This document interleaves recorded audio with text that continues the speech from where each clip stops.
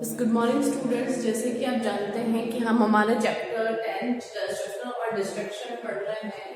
Constructor के बारे में हमने पढ़ लिया है कि पैरामीटराइज कंस्ट्रक्टर क्या है, हमारे पास नो आर्गुमेंट कंस्ट्रक्टर क्या है। इससे पहले हमने कंस्ट्रक्टर ओवरलोडिंग के बारे में भी पढ़ लिया है, डायनामिक इनिशियलाइजेशन पढ़ ली है। आपके बात करते हैं हम हमारे पास कंस्ट्रक्टर में डिफॉल्ट आर्गुमेंट के बारे में बताया है कि जैसे हमारे पास हम आर्गुमेंट देते हैं, जैसे कि हम हमारी क्लासेस से पहले अगर x की वैल्यू और y की वैल्यू को इनिशियलाइज करते हैं, x इक्वल्स टू 4 और y इक्वल्स टू 2, ये क्या हमारे पास क्या है, डिफॉल्ट आर्गुमेंट। मतलब x की वैल्यू के अंदर हमने क्या वैल्यू पास करी है। इस तरह से हम क्या है कंस्ट्रक्टर में भी ऐसा पॉसिबल है, हम ऐसा कर सकते हैं।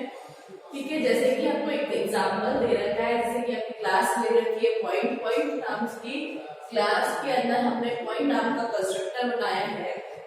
इस कंस्ट्रक्टर में क्या है, आपको एक वैल्यू आपने इंटीजर a गिवन नहीं है, आपने उसको a को नहीं बताया कि क्या वैल्यू है, पर b की इनिशियल वैल्यू आपने क्या किया है, उसको b इक्वल्स टू 0 बता रखा है। ठीक है, इसके अंदर हमने क्या किया है, इंट a।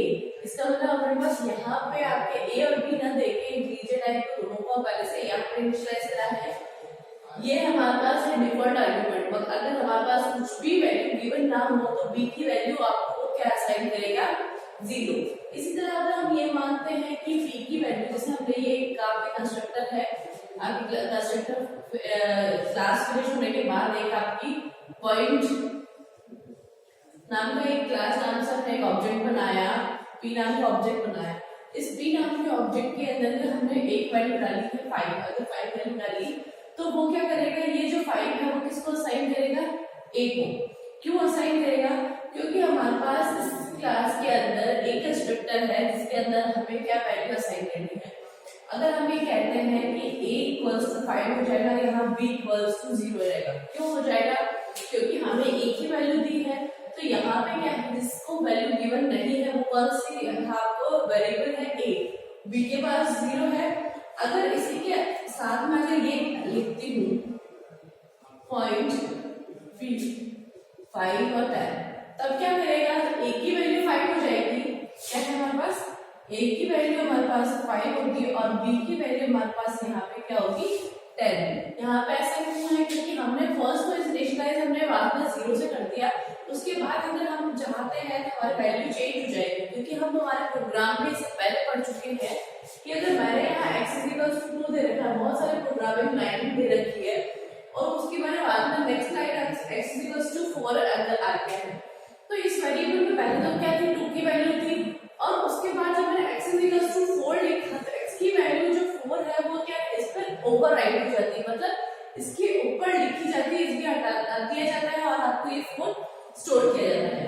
इसी तरह हमारे कंस्ट्रक्टर में भी ऐसा होता है कि जब हमें 2 आर्गुमेंट्स के साथ अगर 2 वैल्यूज गिवन है तो 5 और 10 को क्या है, y की वैल्यू तो a के अंदर आपको असाइन हो जाएगी, और b की वैल्यू जो 0 है इसको ओवरराइट करके b की वैल्यू क्या हो जाएगी, हमारे पास 10 हो जाएगी। इसके अलावा हम देखते हैं कि एक और चीज, अगर हम ये कहते हैं कि अगर ऐसा होता हमारे पास कि इससे पहले इस पॉइंट a और b से पहले या फिर बाद में कहीं पे भी एक और कंस्ट्रक्टर बना होता, उस कंस्ट्रक्टर के अंदर इंट a या फिर इंट x, कोई सा भी a जिसके अंदर 1 पैरामीटर मतलब 1 आर्गुमेंट दे रखा हो, 1 पैरामीटर हमने पास करना हो।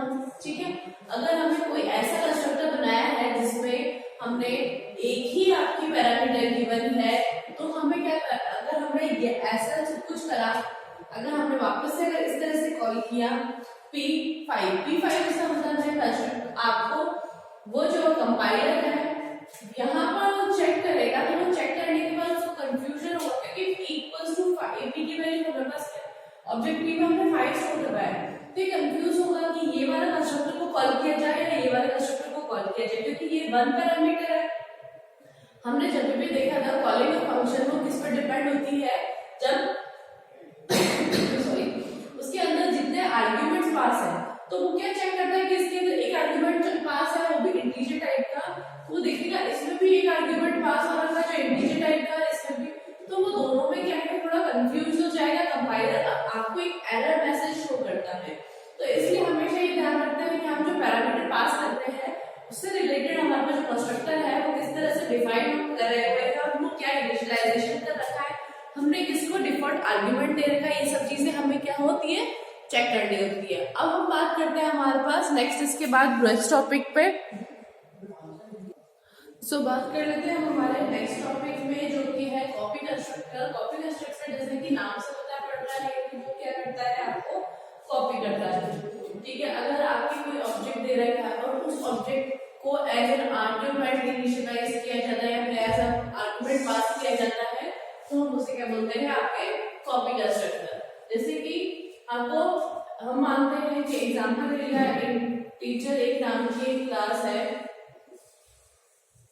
क्लास में हमने एक इंटीजर टाइप की और आपको क्या किया, कंस्ट्रक्टर बनाया है। तो आपके कंस्ट्रक्टर है इस तरह से बनाते हैं, तो कंस्ट्रक्टर हमने क्या किया, इंटीजर को इंटीजर के अंदर पास किया और हमने उसका क्या रेफरेंस दिया हमारे पास। ठीक है, जैसे हमने मान लिया कि आपके रेफरेंस है हमारे पास m लिया, तो अगर हम ये करते हैं कि ये कंस्ट्रक्टर है, उस कंस्ट्रक्टर के अंदर हमने दूसरे कंस्ट्रक्टर को एज एन आर्गुमेंट पास किया है, या हम मान सकते हैं उसका रेफरेंस हमने आर्गुमेंट के जैसा पास करा है, क्योंकि यहाँ पे जो m% है वो क्या बोल रहा था, हमें पास रेफरेंस मतलब। ठीक है, आपको अगर हम ये कहते हैं कि अगर मैं यहाँ पे m% ना लगाऊं तो अगर आपका m, तो हम उसको क्या है m डॉट इस तरह से आपको नहीं लिख पाएंगे, इसकी वैल्यू वो आपको पास नहीं करेगा। ठीक है, अगर हम चाहते हैं कि x की वैल्यू में m डॉट x की वैल्यू आए और y is equal to m dot y की वैल्यू आए, तो यहाँ पे जो है हमारे पास m की वैल्यू नहीं लेगा, क्योंकि आपके ऑब्जेक्ट आर्गुमेंट में पास नहीं होते, क्या पास होते हैं, आपके वैल्यूज पास होती है, तो इस तरह से नहीं होगा। तो इसलिए हमारे पास क्या है, आपको m% लगाना है ताकि हमारे पास इस तरह से आपको कंस्ट्रक्टर के थ्रू कॉपी कंस्ट्रक्टर आपको पास हो सके। ठीक है, अब हम बात करते हैं इसको किस तरह से बताते हैं। ये हमारे पास यूज होता है to declare and initialise an object from another object. मतलब एक होता है हमारे पास एक ऑब्जेक्ट को दूसरे ऑब्जेक्ट के थ्रू, आपके फर्स्ट ऑब्जेक्ट को दूसरे ऑब्जेक्ट में पास करना है। ठीक है, नेक्स्ट है it uses as a reference variable as an argument. क्या करता है, आपको आर्गुमेंट के रूप में उसको लेता है। ठीक है, कॉपी कंस्ट्रक्टर को। When no copy constructor is defined, अगर हम हमारा कोई कॉपी कंस्ट्रक्टर आपको डिफाइन नहीं करते हैं तो क्या करता है कंपाइलर खुद का एक कॉपी कंस्ट्रक्टर, जैसे कि मैंने बताया कि आपको कंस्ट्रक्टर हम डिफाइन नहीं करते हैं तो कंपाइलर खुद ऑटोमेटिकली आपको उसको कॉल करता है। जैसे हम ऑब्जेक्ट बनाते हैं उसी टाइप पे, उसी से हम जैसे कि इस चैप्टर में है कंस्ट्रक्टर और डिस्ट्रक्टर। कंस्ट्रक्टर और डिस्ट्रक्टर दोनों ही ऐसे हैं। अगर हम हमारे कंप्यूटर प्रोग्राम के अंदर C++ प्रोग्राम के अंदर आपने नहीं बनाया है तो आपका कंपाइलर है वो खुद अपना कंस्ट्रक्टर और डिस्ट्रक्टर दोनों ही यूज लेते हैं। कंस्ट्रक्टर हमारे पास आपके मेमोरी स्टेटमेंट के लिए। नेक्स्ट हम बात करते हैं कि इस तरह से है आपको कि क्या आपको एक ऑब्जेक्ट दूसरे ऑब्जेक्ट में किस तरह से पास होता है, वो हम हमारे एक एग्जांपल है आपके बुक के अंदर उस तरह से देखते हैं कि किस तरह से वो आपको वर्क करता है। तो हमारा कुछ इस तरह से एक प्रोग्राम है आपके बुक में। ठीक है, तो हमने इस प्रोग्राम में क्या है, आपके प्रोग्राम में कॉपी कंस्ट्रक्टर का किस तरह से कंस्ट्रक्ट कॉपी होता है कंस्ट्रक्टर। ठीक है, यहाँ पे अपना दो हेडर फाइल्स है, इंक्लूड iostream और conio.h दोनों। ठीक है, दोनों हेडर फाइल्स को इंक्लूड करा। फिर हमारे पास एक क्लास है जो कि प्रोडक्ट नाम से है, इसमें हमने एक इंटीजर टाइप का वेरिएबल लिया, वेरिएबल का नाम हमारे पास कोड है। पब्लिक के अंदर हमने एक कंस्ट्रक्टर यूज किया है, हमारे पास डिफॉल्ट कंस्ट्रक्टर या फिर हम कह सकते हैं आपके या फिर कह सकते हैं डू नथिंग एम्प्टी कंस्ट्रक्टर। ठीक है, ये सब हम इसको कह सकते हैं। तो हमारे पास फर्स्ट हमने क्या बनाया, एक एम्प्टी कंस्ट्रक्टर बनाया जिसके अंदर हमने कोई आर्गुमेंट नहीं दिया, हमारे पास कोई इसको टास्क भी परफॉर्म करने के लिए नहीं बोला है। ठीक है, नेक्स्ट हमने देखते हैं यहाँ पे प्रोडक्ट नाम मेकर कंस्ट्रक्टर है जिसके अंदर एक पैरामीटर है इंटीजर x। इस x की वैल्यू को हमने इसके अंदर कोड के अंदर आपको असाइन किया है। ठीक है, नेक्स्ट हमारे पास जो कंस्ट्रक्टर है ये बना हुआ है, हमारे पास ये कॉपी कंस्ट्रक्टर है। कॉपी कंस्ट्रक्टर कैसे बता पड़ रहा है, क्योंकि दो प्रोडक्ट नाम की क्लास मतलब कंस्ट्रक्टर है। इस कंस्ट्रक्टर के अंदर जो पास वैल्यू है वो भी क्या है, प्रोडक्ट एम्परसेंड मतलब इसका रेफरेंस है किसी प्रोडक्ट का, इसका रेफरेंस है, ठीक है। इस रेफरेंस के थ्रू इसके अंदर आपको जो भी रिजल्ट है वो वैल्यू है वो हमारे पास क्या है, इसके अंदर कॉपी हो जाएगी। तो ये हमारे पास क्या है, y डॉट कोड कोड की वैल्यू हमारे पास इसमें क्या है, कॉपी हो जाएगी इस कोड के अंदर। फिर हमारे पास नेक्स्ट फंक्शन है हमारे पास void डिस्प्ले, जिसके अंदर हमने void, यहाँ void लिखा हुआ आप बुक में नहीं लिखेंगे तो भी नहीं प्रॉब्लम है, क्योंकि हमारे पास क्या है, इसके अंदर ना तो आर्गुमेंट पास करा जा रहा है, तो विदाउट आर्गुमेंट होता था हमारे पास सिंगल ब्रैकेट्स होते हैं। इसमें डिस्प्ले में क्या है, सी आउट लिया है कोड को हम डिस्प्ले कर रहे हैं यहाँ पर, ठीक है। तो सी आउट के बाद हम ये देखते हैं कि हमारे पास हमने क्लास को क्लोज कर दिया, क्लास को क्लोज कर दिया, हम हमारे पास कंट्रोल कहाँ से स्टार्ट है, वॉइड मेन से। क्लियर स्क्रीन, अगर आपने कोई पहले प्रोग्राम बनाया है, अगर आपका आउटपुट स्क्रीन पे आया हुआ है तो उसको क्लियर करने के लिए प्रोडक्ट p1 10 हमारे पास करी हुई है, हमारे पास आर्गुमेंट है, ठीक है। ये प्रोडक्ट क्लास है, क्लास के नाम के साथ एक ऑब्जेक्ट है, मतलब आपके क्लास के साथ आपके प्रोडक्ट नाम की क्लास है जिसमें ऑब्जेक्ट बनाया p1 और उसमें आपकी वैल्यू क्या दे रखी है 10, ठीक है। ये 10 आपकी वैल्यू यहाँ पास होगी 10 और कोड की वैल्यू कितनी हो जाएगी, x की वैल्यू का 10 है, 10 किसमें चला जाएगा, कोड में, वापस क्या करेगा, प्रोडक्ट p2 मतलब हमारे पास इसी क्लास का दूसरा ऑब्जेक्ट है p1 के साथ, p1 का जो रेफरेंस है वो किसमें लिया हमने, p2 में, मतलब दूसरा ऑब्जेक्ट p2 लिया, जिसको हमने क्या किया, आर्गुमेंट क्या पास किया हमने, p1 एक ऑब्जेक्ट पास किया। यही हमने देखा है कि एक ऑब्जेक्ट दूसरे ऑब्जेक्ट के पास करता है, तो यहाँ पे क्या p1 पास होगा, तो p1 की वैल्यू कितनी है 10 किसमें कॉपी हो जाएगा, p2 में, ठीक है। ये भी आपके कॉपी कंस्ट्रक्टर से यूज कर रहे हैं। अब यहाँ पे प्रोडक्ट p3 नाम से एक और हमने अपना थर्ड ऑब्जेक्ट बनाया इसी क्लास का, और इसके अंदर हमने p1 की वैल्यू को हमने आपको p1 की वैल्यू को आपको कॉपी करवाया है, तो ये भी आपका कॉपी कंस्ट्रक्टर है। दोनों में डिफरेंस क्या है, आपके मैंने बताया था ये आपको इम्प्लिसिट है और ये आपके एक्सप्लिसिट है। दोनों तरीके से हमने बताया कि किस तरह से कॉल होता है, किस तरह से हमने आर्गुमेंट पास करी है। इम्प्लिसिट करेंगे तो p2 ब्रैकेट p1 और अगर एक्सप्लिसिट करेंगे तो p3 प्लस p1, तो दोनों में कॉपी क्या हो रही है, p1 की वैल्यू हो रही है, ठीक है। इसको भी मैं p3 ब्रैकेट में p1 ऐसा लिख सकते हो। यहाँ पर एक बात करें, see output of p1, output screen पे कोड ऑफ p1 की वैल्यू है हमारे पास p1 ऐसा लिखा हुआ आएगा, p1 डॉट डिस्प्ले। अब p1 जो ऑब्जेक्ट था उसके अंदर हमारे पास क्या वैल्यू है 10, ठीक है। p1 पे हमारे पास x वैल्यू 10 है। अब p1 डॉट डिस्प्ले, अब मैं डिस्प्ले क्या कर रहा है, यहाँ से आ जाएगा डिस्प्ले, ये वाला फंक्शन हमारे पास इस फंक्शन को कॉल कर रहा है। इस फंक्शन को जैसे कॉल किया तो वो क्या कर रहा है, हमारे पास कोड को प्रिंट कर रहा है, कोड को प्रिंट कर रहा है, तो हमारे पास कोड क्या है p1 में हमारे पास क्या वैल्यू थी 10, तो 10 को वो यहाँ करेगा, ठीक है। नेक्स्ट हमारे पास स्टेटमेंट पे है कोड ऑफ p2 पे जाएगा,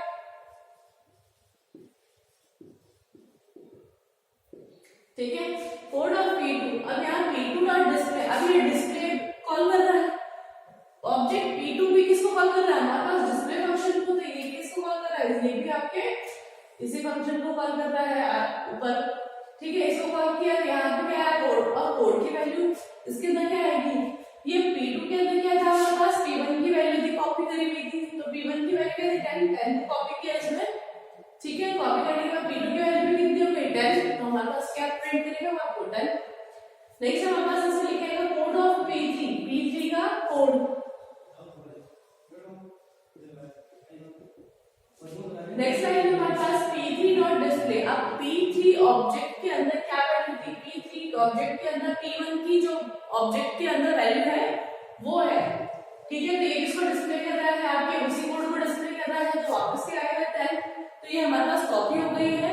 p1 वाले ऑब्जेक्ट के अंदर जो हमने वैल्यू पास करी थी वो दोनों ही आपके ऑब्जेक्ट में कॉपी हो गई है, ठीक है। गेटसीएस से हमारा ये प्रोग्राम फिनिश हो गया है। इसी प्रोग्राम को मैंने आपके कंप्यूटर स्क्रीन पर कंपाइल रन करके बताया किस तरह से वर्किंग हो रही है, ठीक है, आपको कॉपी कंस्ट्रक्टर का ही देखना है कि आपको यहाँ पे एक कंस्ट्रक्ट आपने एक आर्गुमेंट पास करी और बाकी को दोनों में कॉपी करवाया है, एक इम्प्लिसिट कॉपी करवाया और एक एक्सप्लिसिटली।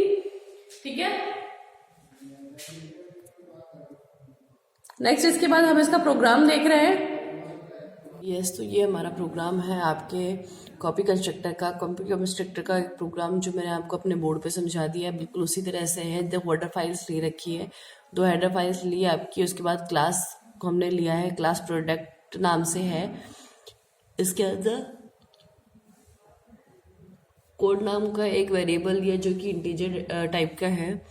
यहाँ पर आपको एक पब्लिक डिफाइन करा और इसके अंदर क्या है, आपने प्रोडक्ट और आपका ब्रैकेट। इसका मतलब ये क्या, हमने कंस्ट्रक्टर है जो कि डू नथिंग या फिर हम कह सकते हैं एम्प्टी कंस्ट्रक्टर है। इसको ओपन करके क्लोज यहीं पे कर दिया है। नेक्स्ट हमारे पास कंस्ट्रक्टर बनाया है इंट एक्स। एक आपको एक वेरिएबल पैरामीटर पास करना है। ठीक है, इसमें क्या किया, एक्स की वैल्यू जो यहाँ पास होगी वो किस में चला जाएगा, कोड, जो कि हमारा यहाँ पर क्या है, प्राइवेट मेंबर है, उसके अंदर उसकी वैल्यू चली जाएगी। फिर दूसरा हमारे पास प्रोडक्ट एम्परसेंड वाई। ये हमारे पास क्या है, प्रोडक्ट तो हमारे पास आपकी उसको कह सकते हैं कि आपकी क्लास का नाम है जो कि हम कंस्ट्रक्टर बना रहे हैं, ये कंस्ट्रक्टर है। ठीक है, इसके क्लास के अंदर ही है तो ये इसी क्लास के नेम से, पर इस कंस्ट्रक्टर के अंदर प्रोडक्ट एम्परसेंड वाई ये हमारे पास क्या है, रेफरेंस ऑफ दिस फंक्शन। हमारे पास क्या है, एक ऑब्जेक्ट का रेफरेंस है दूसरे ऑब्जेक्ट के अंदर। ठीक है, ये हमारे पास रेफरेंस है। इसके अंदर हमने क्या किया है, कोड का, ये हमारे पास code equals to Y dot code. इसका वाई का रेफरेंस है, रेफरेंस लेके उसका कोड को हमने करा है। ठीक है, इसके बाद हमने नेक्स्ट हमारे पास जो फंक्शन है वॉइड डिस्प्ले के, जो हमें कोड की वैल्यू है वो हमें डिस्प्ले करनी है। ठीक है, इसके बाद हम ये देखते हैं कि कोड सी आउट से हमने डिस्प्ले कर दिया। वॉइड मेन नाम का एक फंक्शन लिया। ठीक है, क्लियर स्क्रीन, यहाँ प्रोडक्ट p1 डॉट p1, ये हमने बोला कि प्रोडक्ट है p1 हमारे पास क्या है, ये क्लास का नाम और ये हमारे पास ऑब्जेक्ट है। इस p1 की वैल्यू हमारे पास उसने क्या पास करी है, 10। तो हमारे पास x की वैल्यू यहाँ ऊपर आपके x की वैल्यू यहाँ पे कहाँ आ जाएगी, x की वैल्यू 10 आ जाएगी और 10 की वैल्यू किस में चली जाएगी, कोड के अंदर। ठीक है, कोड के अंदर जाने के बाद नेक्स्ट हमारे पास वापस उस फंक्शन पे आएंगे। नेक्स्ट हम उसको कॉल करेंगे। यहाँ पर नीचे देखो, ये है प्रोडक्ट p2 p1। इसका मतलब है ये हमारे p2 नाम का एक ऑब्जेक्ट बनाया है और उसको अपने पास भी क्या किया, एक ऑब्जेक्ट को, तो मतलब एक ऑब्जेक्ट के अंदर दूसरे ऑब्जेक्ट को हमने पास किया है। ठीक है, इसको कहते हैं हमारे पास कि हमने कॉपी कंस्ट्रक्टर को पास किया। तो p1 की जो वैल्यू है, p1 पे जो वैल्यू है वो p2 के अंदर कॉपी हो जाएगी। ठीक है, इस प्रोडक्ट को हम यहाँ पर से देखो, हमने क्या कराया, एम्परसेंड वाई, तो इसका मतलब ये रेफरेंस है। यहाँ पे क्या है, ये रेफरेंस है क्योंकि ये ऑब्जेक्ट है तो रेफरेंस पास किया। इसको यहाँ पर जो p1 की वैल्यू थी वही आपको p2 की भी वैल्यू वही आ जाएगी डॉट कोड से। नेक्स्ट हमने प्रोडक्ट p3 को हमने कॉल किया है, तो p3 जो ऑब्जेक्ट है उसको भी क्या p1 के इक्वल बनाया है, मतलब एक ऑब्जेक्ट को दूसरे ऑब्जेक्ट में पास किया। ये हमारा इम्प्लिसिट तरीका है फंक्शन को कॉल करना। ये हमारा नेक्स्ट है आपके एक्सप्लिसिट तरीके से हमें उसको फंक्शन को कॉल करना। दोनों ही सेम ही है। अगर मैं p3 ब्रैकेट के अंदर p1 रखती तो भी बात वही होती, या फिर यहाँ इक्वल्स टू लगा देती तो भी। तो दोनों तरीके से इसमें आपके फंक्शन बता रखे हैं कि किस तरह से कॉल हो रहे हैं। वापस से कॉल हो रहा है प्रोडक्ट p3 को, ये एम्परसेंड वाई, क्योंकि यहाँ पे क्या ऑब्जेक्ट पास कर रहा है। ये दोनों ही आपके ऑब्जेक्ट किसको कॉल करेंगे, ये वाले फंक्शन को। इसको नहीं करेंगे क्योंकि यहाँ पे क्या एक इंटीजर टाइप की वैल्यू पास कर रखी है। ठीक है, दूसरे वाले में क्या रेफरेंस पास कर रखा है, इसलिए ये दोनों रेफरेंस वाली वैल्यूज कहाँ है, इसको करेगी। और इसके अंदर आपकी code is equals to code Y dot code. इसके अंदर हमारे पास क्या है, ये एक्स की वैल्यू जो है यहाँ पर कॉपी हो जाएगी क्योंकि इसी का आपने रेफरेंस लिया है। ठीक है, दोनों की कॉपी हो जाने के बाद आपको सी आउट हमने करके देखेंगे। तो सी आउट p1 डॉट डिस्प्ले, मतलब p1 पे जो वैल्यू है वो डिस्प्ले करेंगे। फिर सी आउट से हम p2 पे जो है वो डिस्प्ले करने वाले हैं। फिर सी आउट लिखने के बाद p3 के डॉट डिस्प्ले, p3 ऑब्जेक्ट के अंदर जो वैल्यू है वो डिस्प्ले करेंगे। फिर हमने गेट सी से हमारा प्रोग्राम क्लोज कर दिया है। नेक्स्ट हम देखते हैं कि हमारे कंपाइलिंग में कोई एरर और वार्निंग नहीं है। इसके बाद हमने आपके क्या आपके कंट्रोल प्लस F9 करा, तो हमारे पास क्या है, हमारे पास देखो कोड P1 की जो वैल्यू थी वही कॉपी हो गई P2 में, और वो ही चीज आपको कॉपी कहाँ हुई है, P3 में कॉपी हो गई है। ठीक है, तो ये कॉपी कंस्ट्रक्टर हम यूज करते हैं, इसके अंदर एक ऑब्जेक्ट को दूसरे ऑब्जेक्ट में पास किया जाता है। ठीक है,